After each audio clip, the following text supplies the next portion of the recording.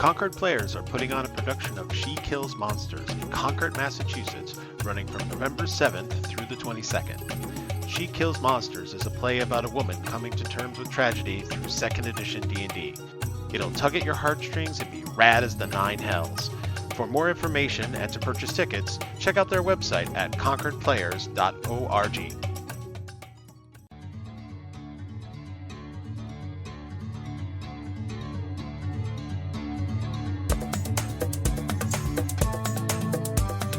Welcome to the Game Masters Book Club, where great fiction becomes your next great role-playing experience. The apocalypse will be televised. Dungeon Crawler Carl is a science fiction fantasy in the LitRPG genre. Marshall Smith, Eric Driks, and George Krubski are back to escort quest us through the darkly comical, fantasy trope-filled, stick-it-to-the-powerful story and help earn some new achievements in our tabletop games. Okay, crawlers, let's get into the conversation. Okay, we're going to have our Game Masters introduce themselves to you, but we're also going to have them, in honor of Dungeon Crawler Carl, tell us about what is the strangest item they have ever given out or were given during a tabletop RPG. So I think we're going to start with Eric this time. So Eric, please introduce yourself and let us know the strangest item that you've ever received in a TTRPG. Oh, too many strange items. My name's Eric. I'm a game master from the Philadelphia area. Played a variety of games over the years, loves books, and I'm just excited to be here. The item that I recall was we got this amazing, it was in an older edition of D&D where you could use a sap to knock people out.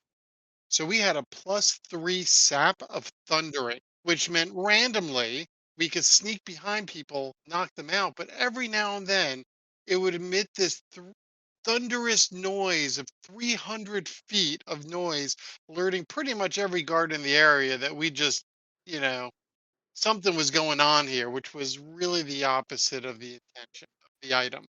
But it just became sort of a funny sort of like, oh, this is a great sap, but oh, we don't want to use it.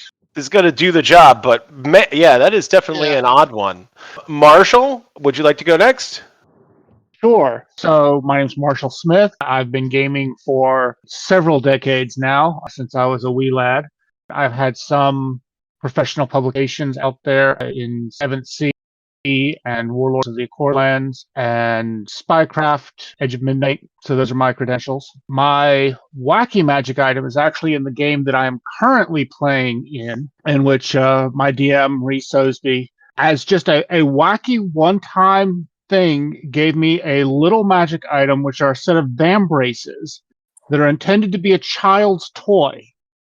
And I made up that when my character was a kid, he was obsessed with this hero named Jace the Walker. And these vambraces were made as sort of a tie-in product to this hero.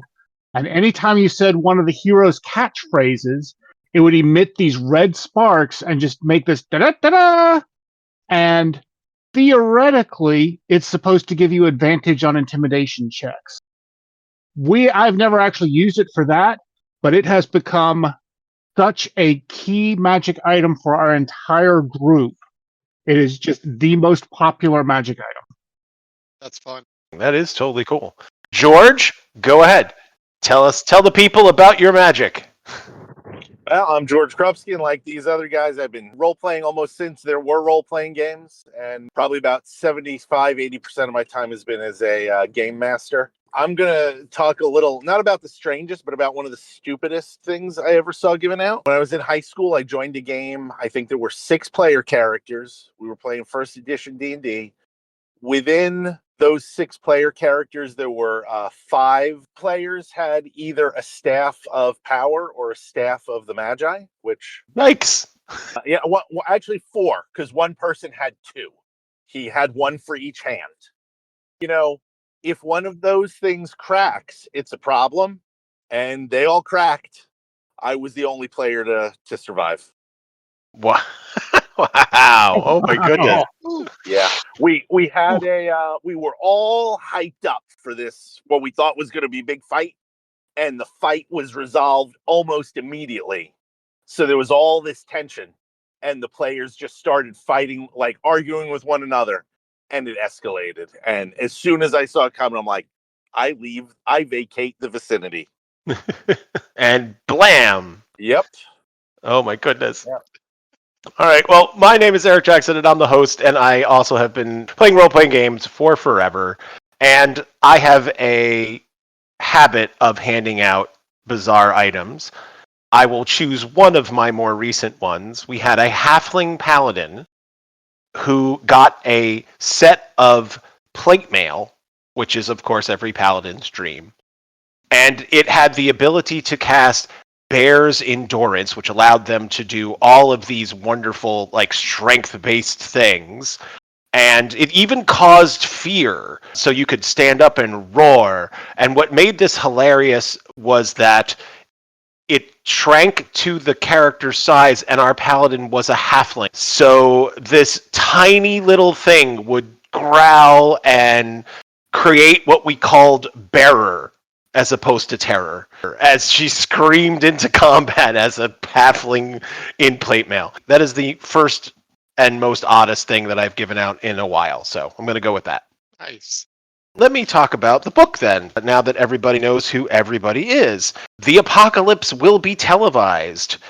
Dungeon Crawler Carl is a science fiction fantasy book in the LitRPG genre, which combines traditional storytelling with game-like elements in an essential part of the story.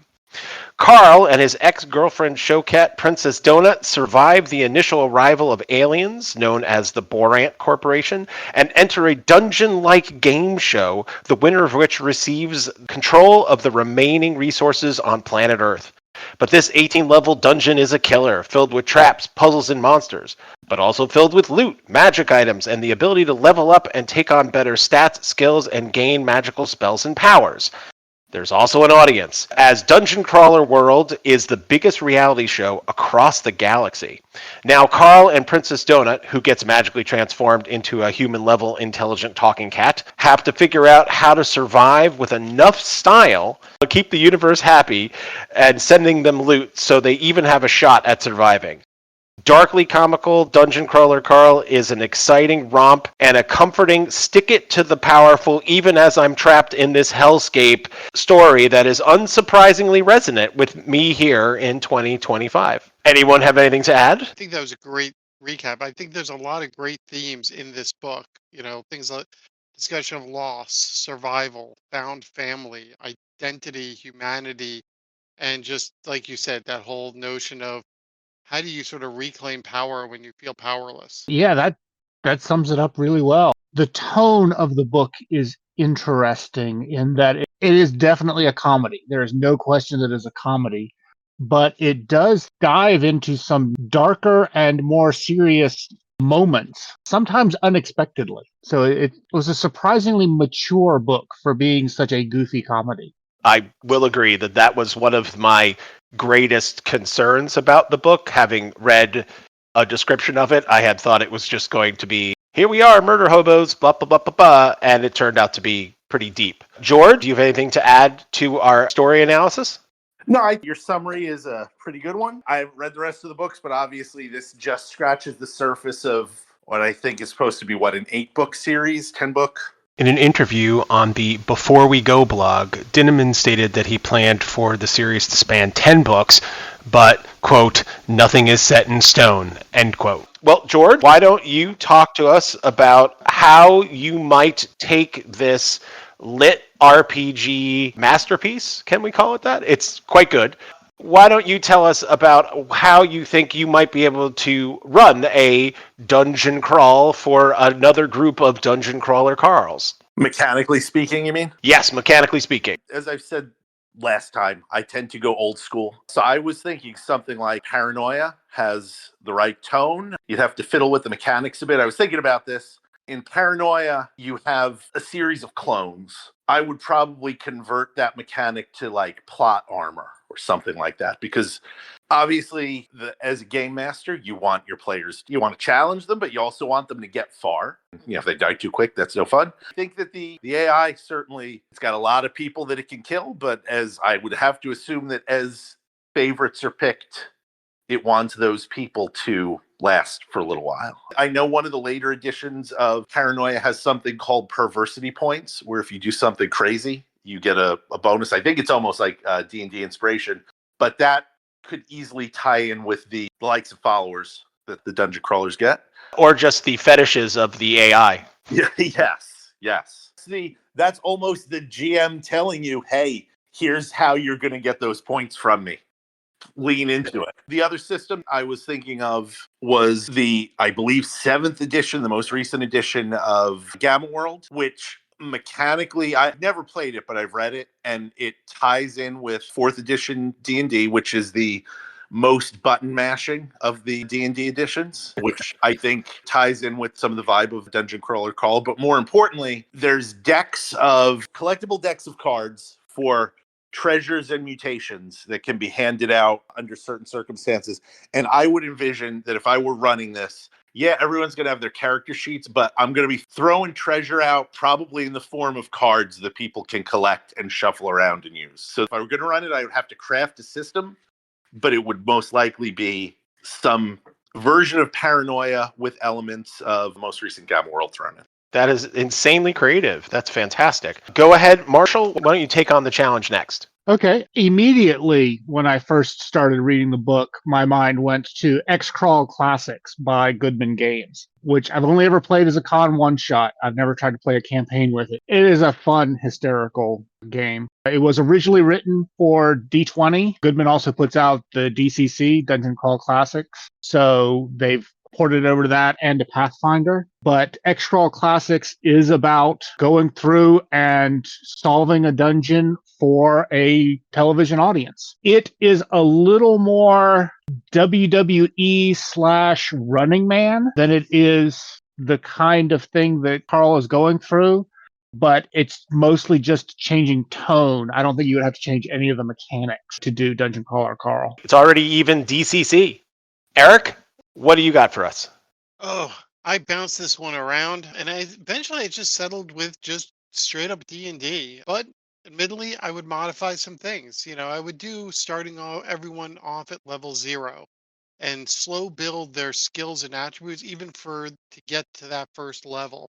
Introduce a new attribute called popularity, where then you can have that value going up and down. Maybe use some optional rules like the spell point system, add an extra more odd skills if I felt they were needed. And as far as achievements, which is a big part of the game, that could be experience points, items. It could even be in 5th edition, they had a system called charms, which were these like one-time little bonuses that could be thrown out and provided to players. And I'd make it lethal. But yeah, Dungeons and Dragons or whichever 5th edition, 2024, I think would play nice. No, I think it absolutely would. I'm going to agree with everyone. But for George, I'm going to say new achievement. Combo Master. I didn't have anything that touched on Gamma World or Paranoia, but I really liked the idea of the Paranoia setting that feels very much like Dungeon Crawler Carl. Match that to the OP Gamma World powers, and you've got a fantastic combo. But my initial thought was the same as Marshall, that Dungeon Crawl Classics, which is part of the old school roleplay OSR by Goodman Games, that was the first thing, and it was because of the level 0 part of that and its general lethality in what they call the shoot.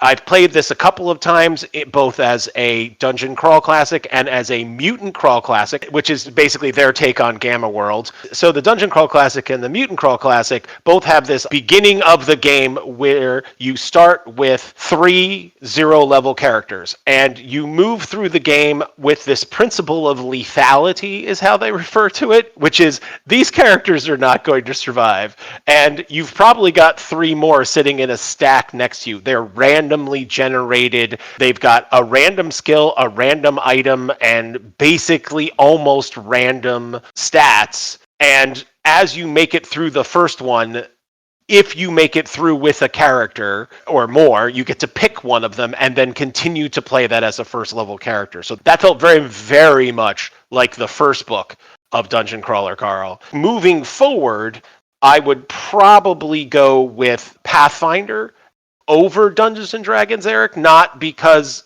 I think that the mechanics are exceedingly different, but I think there's more fiddly bits. I feel like Carl is very much more about the fiddly bits, and it also has more stacking of bonuses, whereas 5e certainly is more about the advantage, which is designed to be good for new players, and that's not bad, but Pathfinder is definitely about how can I stack this stat with this stat and this feat and this character class. And they definitely also, one step further, Pathfinder has a slew of character classes and races, which definitely feels much more like book 2. And I know we're jumping a little ahead here, but book 2 of Dungeon Crawler Carl. Yeah, I definitely can agree with that. I think there was, when I was thinking of D&D, it's the, do we go with a more simpler system to represent sort of the broadness of it, or do you go with something that has more of those crunchy bits that as a GM and player you could sort of turn those keys? And also to address what you said about having a popularity stat, the Dungeon Crawl Classic has a stat called luck, which you can spend to make things happen. I think you could easily adapt that luck stat to a popularity stat. The game is designed for you to spend that luck down and then slowly get it back, but you could then have your audience feed you more luck or popularity in that case. So that could be another interesting way to represent the dungeon crawler world. Marshall, would you be so kind as to tell us, now that we've explored the mechanics of the LitRPG Dungeon Crawler Carl world, what things would you like to take and just drop right into your campaign from Carl and Donut's adventures? So there were a lot of things, but the thing top of my list is patron gift. Just the idea that you are constantly sucking up to people who are watching you, and every once in a while, if you really need it, hopefully somebody will just give you a gift and get you out of the situation. You know, obviously it feels a lot like warlock powers in D&D or a lot of other wacky things, but it can take such a much more concrete form here that I would love to find a way to incorporate it into some of my games. I agree. That is totally a interesting way to run a game and have an outside actor move the characters in certain directions. George, would you like to go next? Well, I mean, I feel like, and I mean, I suspect that this is a feature of the lit RPG genre. I feel like so much of the mechanics are integrated with the story that it would be hard to, for me, it would be hard to steal without stealing for something very similar. And a lot of what I run is not that similar. So, I mean, what I really liked was the moral dilemmas. You know, the dungeon's super lethal, but I feel like Carl and Donut mechanically had a pretty easy time of it for a lot of the book. It's when they're saddled with moral dilemmas, to me, is when it gets most interesting. So I guess I'd say that's what I'd steal. I do like the accomplishments, but it just seems exhausting. In one of my games, I had an equivalent of D&D inspiration. I had a stack of like 24 cards that I printed out, but they were all just random basic bonuses, like a bonus to defense, bonus to attack. And if someone did something great, they'd get a random card that they could use. But the idea of the accomplishments, I love it in theory. It hurts my head in practice. I agree. I do love it in theory as well, and I think it would take a inspirational level on my part. This is actually the thing I was going to talk about, which is the new achievements. Mostly so just so I could say new achievement in the middle of a game. I think that's really all I want out of it, but if I couldn't just say new achievement, I agree with you in that I really like the moral dilemmas that they have, and in particular, the idea that the characters are escorting or trying to save lots of people who are not adventurers or aren't as skilled adventurers as they are. The idea that they belong to a community or that there are people who can't just take a punch or are willing to die for all the things they're doing. Because that really keeps it from being as much like a video game and more like a role play where characters have to think about what they're doing instead of, as you mentioned before, George, basically button mashing their way through a combat or through a plot. Since they have to take care of these other people, that makes them more real and makes the story more real. And I think that's a great thing that Carl's book does, even above and beyond the cool magic items and the new achievements and the foot fetish AI, which I also really want to add in just for kicks. Please, not in the game that we're playing, Eric. Okay, not in any game that you guys are playing. Especially because I'm playing a monk, so I don't want that. That's true. You are playing a monk in my current game. Now I'm gonna have to put that in there. Oh, you are getting the magical pedicure kit, my friend. That is happening.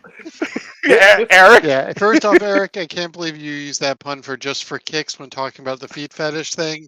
Oh, I didn't even catch. Man. But yeah, all of that moral dilemma, all that. What I wanted to borrow was that whole concept of the dungeon is the campaign world for the most part. Whether it's Abomination Vaults, you have your little town you keep going back to, or Drakenheim, you have Emberwood Village where you keep going back to as a home base. It's the concept of everything is in this dungeon. The dungeon is sort of this campaign world. You're going to meet innocent people, guilty people. You're going to have inns and safe rooms, shops, whole territories ruled in their own politics inside the dungeon that the players will have to navigate. I think is just tremendous. And really, the idea that there was no line separating the dungeon at some point from the campaign world just blew my mind. I was like, wait a minute, I can do that? I don't have to have a safe base like all these other printed modules and have like, oh wait, here's your nice friendly village. Now going back into the dungeon. No, I can have it all in one. Holy cow, this is great. So I would totally borrow that. I agree that the idea that the whole world is there and that it's televised, right? Like that idea. Oh, and that they have a PR person, right? Didn't you said something about that earlier? Absolutely. I've been having like a manager, PR person, trainer at the lower levels as an NPC to help guide them through the changes, especially if you have players using a new system. It would play well into that because then the person could really be teaching them the new system. You could really leverage that character and NPC in a lot of different ways. Oh, and just for fun, I pulled up, and I get hate on this, but I pulled up my AI and I said, in the spirit of Dungeon Delver Carl, generate a list of 100 achievements for levels 0 to 3. And it spat them out for all these different terrains and areas. And I was like, everything from achievement, fall inspector, fall into a pit trap and live. Achievement, ceiling fan, get hit by something falling from above. The list went on, and I was like, oh my God, this is great. I was almost going to joke that you would need like an improv comedian with you if you're running this game. I guess we all have an improv comedian now, don't we? Yes. And let's all take a moment to say thank you, AI. We love you. Yes, please don't kill us later. We're talking about you in the greatest way possible. Yes. I will note that I read that Matt Dinneman, his notes were so extensive, and I'm guessing that the accomplishments were a large part of it, that they melted down his computer and he had to switch to a new computer and new note-taking software. So even with AI, there might be limits. Right. Yeah. But no, that would be a great way to do it. Before we jump into the book part of this, I want to talk a little bit about the LitRPG thing. And first, kudos to Marshall, who first suggested it to this. I found out something really interesting about LitRPGs. Does anyone here know who the quote-unquote official first LitRPG book is? No. I feel like there's a trick here. I don't know. Well, there's kind of a trick in that one of the first things that I looked up was, okay, well, where did this start?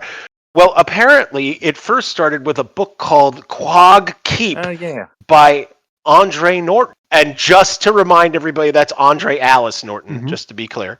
And I did a little digging on Alice here, and it turns out that back when D&D was first starting to take off, there was this group of fantasy writers called the Swordsmen and Sorcerers Guild of America, or SAGA. And Alice, Andre Norton, was one of the first 8 founding members, and she was the only female in the group. And she wrote Quag Keep after Gary Gygax invited her to come play D&D with him. And then after playing the game, she wrote Quag Keep, which has a lot of the lit RPG elements, talks about leveling up and hit points and things like that. So I just wanted to pass that on. I need you guys to know it. Like, it was very important to No, me. I think that's cool. Okay, so the books that I would recommend for this are Delicious in Dungeon by Ryoko Kui, Kui. This is a Netflix special that's currently out, but it's also a fabulous manga. Really has that feeling of the dungeon crawler Carl utilizing every part of the monster. They do it more with alchemy, and obviously Delicious in Dungeon does it with delicious meals. But I felt like that had a real strong dungeon crawler Carl feel. Next is Kings of the Wild, Wild spelled with a Y, by Nicholas Eames. That's Eames. And Nicholas wrote this book about a bunch of old adventurers who go out for one last time in order to save their kids because of reasons. It doesn't matter. The whole thing is about old guys or old dungeon pals who to get the band back together. They literally called the group that they're in the band, and there are other bands out there, but it's all traditional dungeon crawl kind of things. And last but not least, to get the disturbing awareness that you are in a game that people are watching you play, though not throughout the universe, I would recommend the NPC series by Drew Hayes. Not a mainstream publish, but really a great series that talks about NPCs in a Dungeons and Dragons like game where the NPCs figure out that they're in a game and they start working against the people who are in their game. Very much like Carl is going against the Borant Corporation. So those are my three main media recommendations. Marshall, what would you recommend? So I'm a big fan of the lit RPG genre. I can recommend a whole bunch, but I'm going to keep it down to my favorite, which is He Who Fights with Monsters by Travis Deverell, better known as Shirtaloon. At this point, it is up to 12 books. It's a fantastic series about a guy from our world who ends up in a fantasy world. What is most interesting to me about this book is that he put a lot of thought into how having actual adventurers with actual known levels and powers would shape the rest of the world, how they fit into society, how they are controlled in order to stop them from just running amok, etc. It's just a really fabulous series. I also wanted to call out How to Defeat a Demon King in 10 Easy Steps by Andrew Rowe. It's a little more mainstream. I think you can actually still find it in Barnes & Noble. It is definitely not set in Legend of Zelda, but it pretty much is. And it's similar to the NPCs book that you mentioned. It is all about one particular girl who lives in the video game. She is an NPC, and she says, why do we have to keep waiting for a new hero to appear once a generation and defeat the Demon King when he keeps killing people and raising our crops and everything? I'm going to be the hero this time, and I've got a plan. And it's a 10 easy step plan, though some of the steps are harder than others. It's a great read. Fantastic. That's so exciting. Yay. More lit RPG for everyone. George? Tonally, my first recommendation is a bit different than Dungeon Crawler Carl, but I think there's a lot of similar elements. The Dream Park series by Niven and Barnes from the early 80s. Sort of early virtual reality LARPing game. A series of books set in a LARPing game where there's both the element of an audience, there's the element of a sort of quasi-corrupt corporation behind things, and also the wink, wink, nudge, nudge of I know what my stats are and I'm going to manipulate how I do things because of that. But if I'm talking about what did the book most remind me of, it is, to me, it is the average of Hitchhiker's Guide to the Galaxy and Ready Player One. Or maybe just the American version of Hitchhiker's Guide to the Galaxy, where the world is ending and everything is weird, but because it's American, it's all just violence. Oh, sad but true. Yeah, I know you mentioned it when we were doing the pregame, and that still hits a little too hard. Eric, you want to take us out on a high note?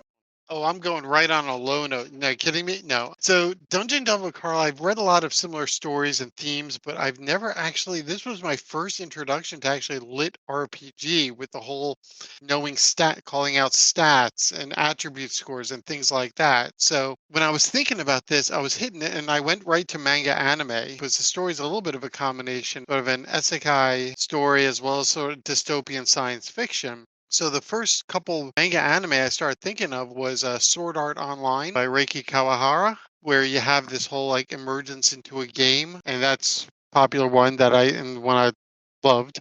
And then there's a lesser known one called Grimgar Ashes and Illusions, where people from the normal world get whisked off to a fantasy world and they have to sort of pick their way, get their classes, figure out how they're going to form groups to adventure. And that was by, I think, Ao Jumanji. The last influence, which this just reminded me, the humor of it, which was noted, was actually a video game I was going to lean into called Enter the Gungeon, where you're playing a character and there's all these sort of nods to all these other science fiction and stories mixed in there. And so there's a lot of comedy amongst the action. There we go. I knew it was going to be uplifting. We got it. Okay. Time for plugs, gentlemen. Things that you want to say, projects that you want to promote, other such things. What can you tell people that they need to know? I'm going to lead off and say, I think everybody should read all of these books and should be listening to them because the reader is fantastic. However, the main reason why I want to recommend listening is that, and I was just checking the Wikipedia on this, in book 6, Patrick Warburton makes a guest appearance as an NPC. So if you haven't listened to book 6, it's coming. So that was my one plug for the book series as a whole. And Jeff Hayes is the narrator, and he does a fantastic job. He is just amazing at it. Huge thanks to him for making this a really fun journey. Go ahead, Eric, and give us your plug. My plug, just timing of it all, I just wanted to call attention to a group called tabletopgamers.org. And gamers is spelled Gaymers. Tabletop Gamers is a nonprofit org. They want to promote diversity, equity, inclusion, and visibility and recognition of LGBTQ plus community through tabletop gaming. In fact, you can find them at all different, whether it's Gen Con or anything else. They make appearances there. They have booths there. My neck of the woods, they'll be at PAX in the fall. Yeah, so tabletopgamers.org. Nice. We had Boston Gamers at the Rising Phoenix convention as well, and I think they are a subsidiary of that group, and they are amazing. Nice. They're amazing folks. Absolutely. George? I'll pitch for my friend Will Padilla. He's got a 80s themed podcast, 1980s now. He actually just did a book extracting some of the true crime, and true crime is using that term loosely, stories into, I think it's 10 or 12 stories. It's called Totally Bogus But True Tales from the 1980s, available on Amazon. I actually wrote 2 of them for him. I just did another one that I think, well, this will probably be in the past by the time this episode's edited, but I think he's going to be at Southern Fried Gaming Expo in late June, doing a puzzle-related, so not role-playing, but a, still gaming, if you will, related script that I gave him the draft for. So, there you go. And that's our discussion of Dungeon Crawler Carl by Matt Denham. You can find a complete transcript of today's discussion, as well as links to all of our podcasts at k-squareproductions.com/GMBC. You can learn about upcoming episodes on our social media on Blue Sky at gmbookclub.bluesky.social, on Facebook at Game Masters Book Club, and on Instagram at Game Masters Book Club. You've been listening to the Game Masters Book Club, brought to you by me, Eric Jackson, and K-Square Productions. Thanks again to our God-tier Game Masters, Eric Driks, George Krubski, and Marshall Smith, for their knowledge, comments, and laughter. You are awesome. Look for them to return when the book club reads Sentenced to War by J.N. Chaney, our first military sci-fi novel. Continued praise and thanks to John Corbett for the podcast artwork and Otis Galloway for our music. Tune in to our next episode when Ian Eller, Alex Shackle, and Sean Murphy explore espionage, psychics, and vampires in Brian Lumley's Necroscope. Later, gamers, and to paraphrase the great Terry Pratchett, always try to be the place where the falling angel meets the rising ape.